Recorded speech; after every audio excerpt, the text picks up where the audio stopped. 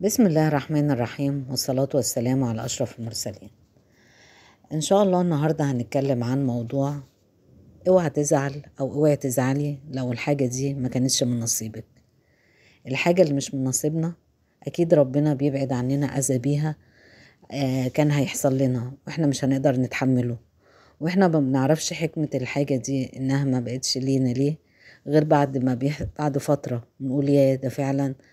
الحمد لله إنها ما حصلتش.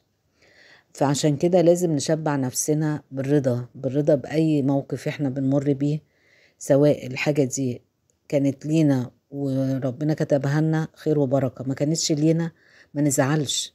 زي ما احنا قلنا الحاجة اللي مش لينا دي بتبقى فيها أذى كبير أو فيها مشاكل احنا مش هنقدر نتحملها.